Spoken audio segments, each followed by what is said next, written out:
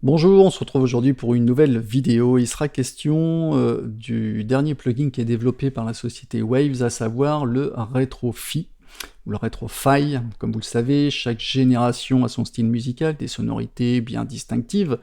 C'est vrai qu'en 2021, enfin on est bientôt en 2022, on a le choix, mais la tendance va quand même plutôt, il faut l'avouer, au son lo-fi. On cherche absolument à reproduire les sonorités, à reproduire les sons des années 70-80 avec ce petit grain, ce côté analogique qui est généré par les supports d'enregistrement ou de lecture, tels que les vinyles, les bandes ou les cassettes, avec tous les artefacts, c'est-à-dire toutes les petites imperfections qui vont avec ces machines, qui font que ça nous rappelle des souvenirs, ça sonne bien dans les oreilles. Donc RetroFi est donc un plugin d'effet très précis qui pourra convenir à tout type de style musical ou d'instrument visant à faire sonner, en fait grâce à ses fonctionnalités, à le faire sonner, proposer en fait des sons à l'ancienne. Donc on pourra jouer sur l'égalisation, la dynamique, le bruit, le souffle, la mécanique, c'est-à-dire les bruits qui sont générés par les appareils, avec des délais, des reverbs vintage, l'idée étant de rendre votre musique moderne en la faisant sonner à l'ancienne. Le plugin fonctionne sur PC et Mac, y compris avec le dernier processeur M1. Il est vendu au prix de 30$ au lieu de 199$, donc c'est la version complète d'un plugin qui était proposé gratuitement il y a quelques semaines, qui s'appelle toujours d'ailleurs le Lo-Fi Space. Je vous l'avais partagé justement sur les réseaux sociaux, sur Twitter et Facebook, justement pour l'obtenir à l'époque gratuitement. Donc là c'est parti pour la découverte de ce plugin fort intéressant. Donc je vais essayer de rester objectif car je suis fan de ce genre de plugin et il faut que je reste neutre quand même dans mes explications. Alors donc là on retourne sur le projet que vous commencez peut-être à connaître, que j'avais utilisé pour faire la vidéo sur la Minifuse. Donc là j'ai un projet qui comprend en fait un synthé, un synthé basse fait avec le Moog, des vraies pistes de guitare, une piste vocale qui a été importée de Loop Cloud, et des parties rythmiques. Je ne vous fais pas réécouter, le but c'est de prendre notre petit lo-fi, RetroFi, que je vais mettre directement sur une piste basse, histoire que vous puissiez voir comment la bête fonctionne. Alors, je vais me mettre ici, je vais peut-être agrandir, si je me mets à 200, ça va peut-être être grand, mais bon, pour le tuto, ça peut être pas mal. Ok. Donc, ici, on a Undo, Redo, on a accès à tous les presets, comme habituellement, avec un full reset avec tous les paramètres initialisés. Ici, on a toute une palanquée d'artistes avec des presets qui sont qui sont parlants, adaptés suivant les instruments, suivant ce que vous voulez faire. En général, les noms sont assez parlants.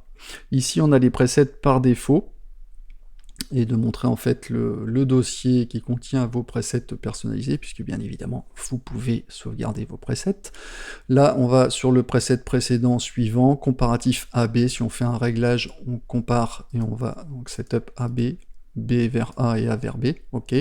Sauvegarde des presets, et ici on a accès au zoom pour changer l'apparence, le zoom de votre plugin, et accéder au manuel et aux infos en ligne. Alors, comme vous pouvez voir, le plugin ici est divisé en 4 parties: Device, Space, Noise et Mechanics. Dans la partie Device, on va retrouver en fait tout ce qui est ton, c'est-à-dire la couleur du son, grâce aux paramètres de réponse impulsionnelle, qu'on voit ici, avec des hautes et basses fréquences. Space, ici on va pouvoir ajouter ici de l'écho et de la reverb, avec notamment le dosage avec le dry wet, avec le bouton mix, pour doser le rapport entre le signal traité et le signal non traité. Ici, on a la section Noise, qui veut dire bruit, avec un menu déroulant qui nous permettra d'accéder en fait à plusieurs types de sonorités au niveau du bruit en fonction des appareils, ce qui aura comme implication vraiment de changer vraiment la nature du son, puisque là ça peut vite devenir très encombrant au niveau de l'espace sonore. Et on a Mechanics qui lui va prendre plusieurs paramètres, le wow, wobble et speed, pour créer en fait des irrégularités dans la lecture.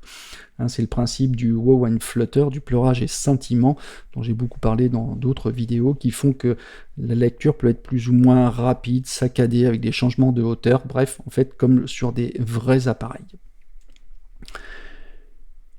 Et ensuite, on a donc tous ces modules, on peut les activer ou les désactiver avec les petites LED vertes. Hein, ils sont activés quand ils sont verts, tout simplement. Je reviens sur un full reset. Quand vous commencez à faire des changements, il y a une petite étoile qui arrive à côté du nom du preset qui implique que vous avez fait des changements, justement. Donc si vous voulez revenir en réglage initial, je reviens comme ceci sur un full reset.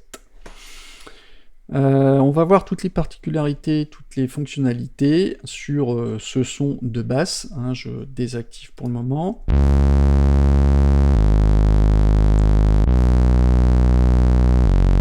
Un synthé analogique bien gras de mon Moog Grandmother. Et donc on va voir ce que ça donne au fur et à mesure, l'impact que ça peut avoir sur le son. Donc pour commencer, on a le device. Donc quand on survole avec la souris sur un paramètre, comme ceci, ça affiche la valeur, ou soit on clique dessus directement pour avoir la valeur. D'accord ?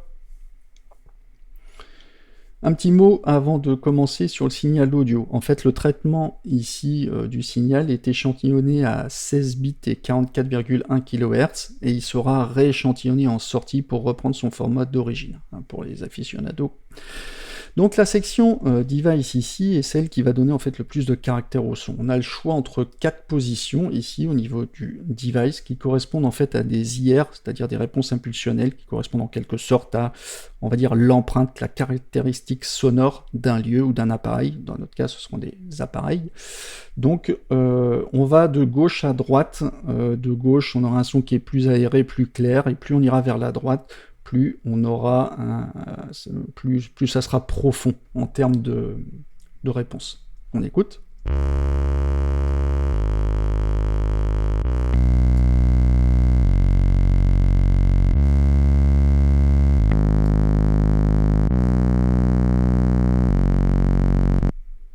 Ok.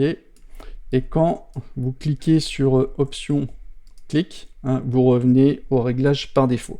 Pour la 4e position, vous voyez qu'ici on est en position toute plate. Ce qui apportera en fait, c'est l'algorithme en fait qui prendra la réponse impulsionnelle qui prendra le moins qui apportera le moins de coloration, et ce qui est justement la plus adaptée quand on va utiliser le squash et ringer qu'on verra juste après.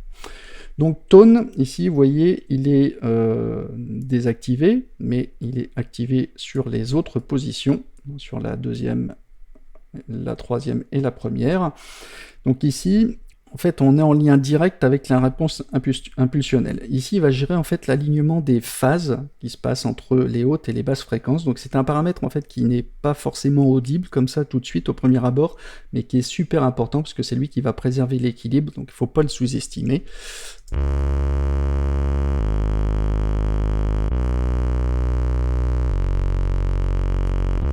Ok, il faudra bien écouter dans le contexte avec des enceintes ou avec de monitoring ou avec un casque de monitoring pour entendre ces subtilités. On a donc ensuite le squash. Alors je vais aller directement sur la 4e position. Alors le squash, lui, c'est tout simplement un compresseur expandeur en un seul bouton. Vous voyez qu'il y aura un petit LED qui va s'allumer lorsque lorsqu'on a un signal entrant. Donc il est en orange. Quand il est en orange, on va être dans la compression, c'est-à-dire de 0 à moins 10 dB. Et quand il va passer au vert, on est dans l'expansion à de 0 à plus 10 dB. Quand il est en position neutre, ici, à midi, il n'y aura ni de compression ni d'expansion. On écoute.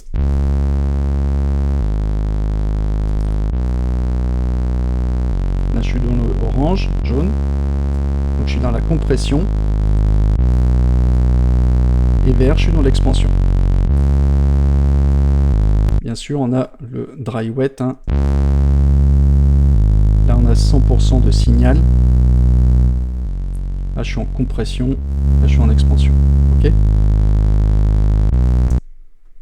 Le ringer, lui, eh ben, qui dit ring, on pense à modulation. Modulation en quoi? En anneau, hein, qui va créer en fait un écrêtage numérique, une sorte de distorsion pour apporter de la chaleur. Et donc on sait qu'il est activé quand on a le petit LED bleu qui se met en route.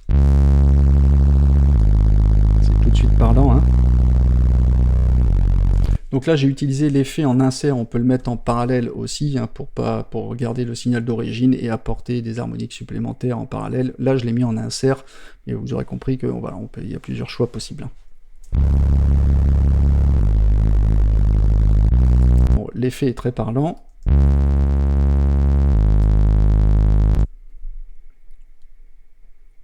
Après, on a Styler, qui lui, où on a 4 positions, 50, 60, 70, 80, qui correspondent aux années.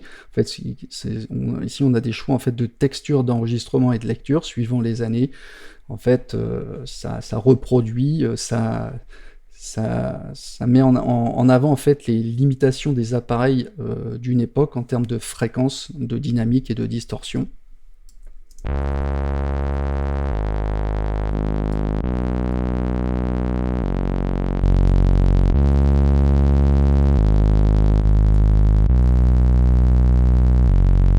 Voilà, c'est plus on avance dans les années, plus le son est chaud. Et donc là, le rapport effet traité, non traité.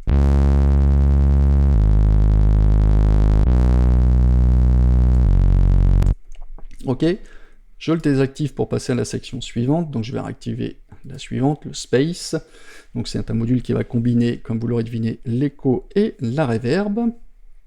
Donc au niveau de l'écho, on a le paramètre time qui va gérer le temps de retard qui est associé donc au mode de synchronisation qui est en BPM, soit par rapport au tempo de votre application ou séquenceur hôte, ou ici en millisecondes, tout simplement. Ok, donc le time.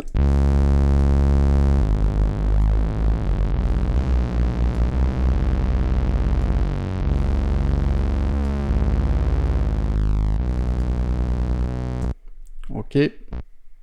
Le level, vous l'aurez compris, va gérer le niveau d'écho avec un switch off ou on au niveau du ping-pong. Ça veut dire que sur off, au niveau du... sur le niveau, sur l'écho, il va rester au centre de l'image, ou sinon aller sur gauche et droite en effet ping-pong.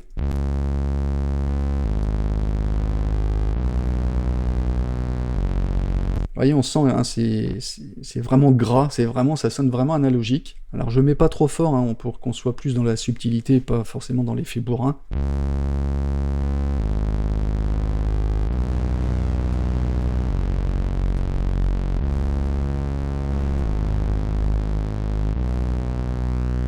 Ça apporte vraiment de la chaleur. Après, ici, on a le feedback, hein, c'est-à-dire, en fait, on a le nombre d'échos qui sont répétés et renvoyés dans le module d'écho.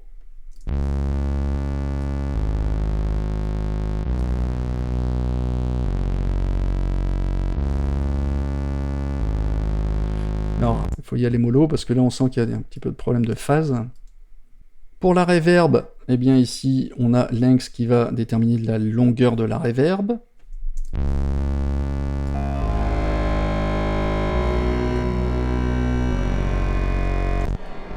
Level va gérer le niveau de la reverb en mode plate, c'est-à-dire qui est plus dense, ou spring qui est un peu plus percutante.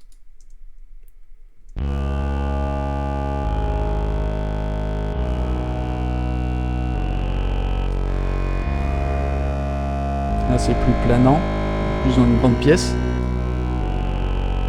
Le dry wet qui va gérer le rapport signal traité non traité. 100% d'effet.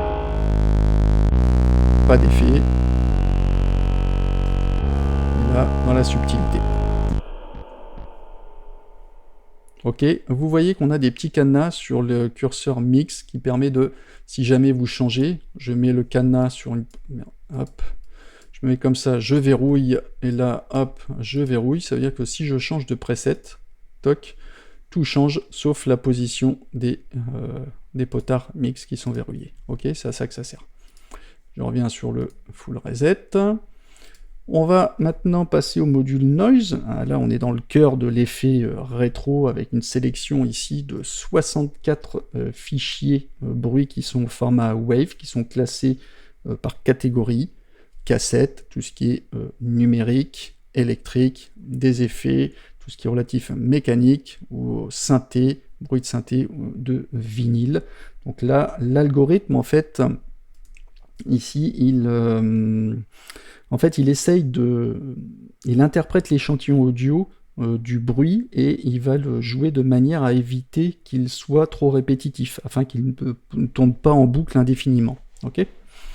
Donc, le threshold, qui est le seuil, il va définir le seuil du déclenchement du bruit en fonction de 2 critères, soit duck ou gate. Duck, c'est lorsque le signal d'entrée augmente, le niveau du bruit diminue.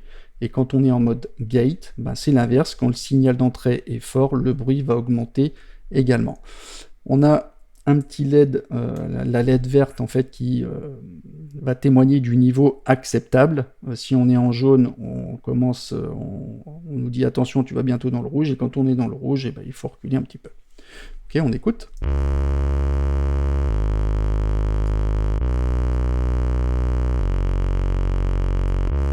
Donc forcément, je vais de ce côté-là pour l'entendre plus rapidement.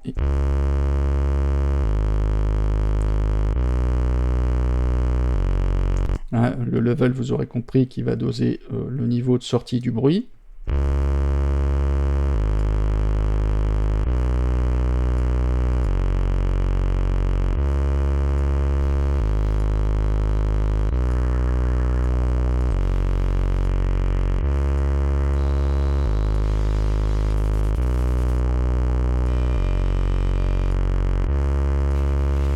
Vous voyez, c'est subtil, hein.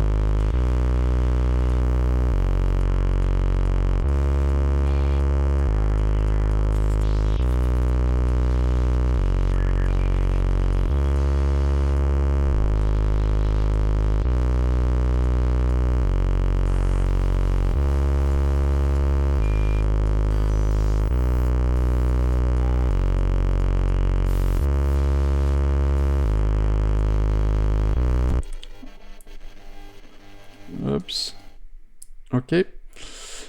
Après, on a space avec pré ou post. Qu'est-ce que ça veut dire ? Ça veut dire tout simplement, c'est que cette section, on veut déterminer si le bruit, en fait, il sera acheminé avant ou après le module space. Donc là, pré, il est avant, et post, il est après.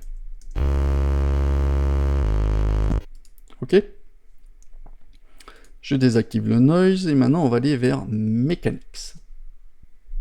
Alors, donc ici dans Mechanics, on va contrôler les artefacts mécaniques des enregistreurs analogiques. Ici, en fait, on va jouer sur les irrégularités liées à la vitesse de lecture des appareils. On a le wow qui, lui, va faire varier la hauteur, qui est générée par une vitesse de lecture qui est irrégulière. On va jouer donc sur la hauteur du son.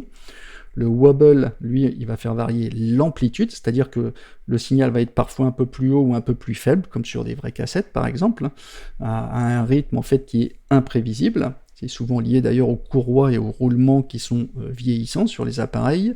Et le speed, il va gérer la vitesse de la modulation, c'est-à-dire du wow et du wobble des deux. Donc en position à 0, toc. Ici, donc à 0, on n'aura pas de modulation, et plus on va monter, plus il y aura une action sur le wobble et le wow.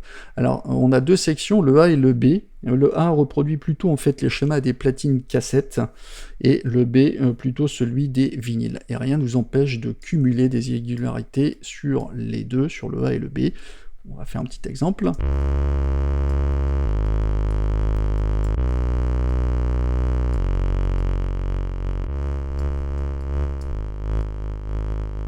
Vitesse de modulation.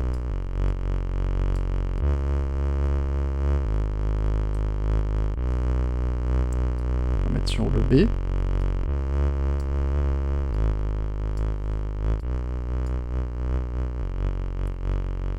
Voilà, contrairement à d'autres plugins, je trouve qu'il est plus...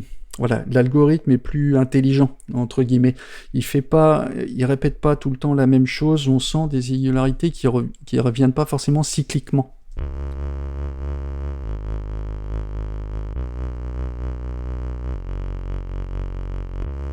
voyez, c'est pas toujours identique. Les nuances, elles sont imprévisibles, si je puis dire, comme en vrai, et c'est ça que je trouve sympa.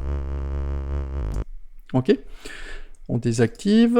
Après, ici, dans la section master du bas, on va pouvoir régler les niveaux en entrée, input et en sortie. On a un filtre low pass et high pass pour réduire la plage de fréquence en sortie du plugin. Et on a ici le mono, un bouton mono qui va permettre de réduire en fait l'image stéréo. Quand il est à 10 à son maximum, on est à la valeur d'origine, et plus on va descendre, on va arriver en mono jusqu'à arriver à 0. Je vous propose de tester ce plugin sur la piste master, histoire d'avoir une petite idée. Je vais balayer plusieurs presets au hasard, parce qu'il y en a vraiment beaucoup, et après on se donne rendez-vous pour la conclusion.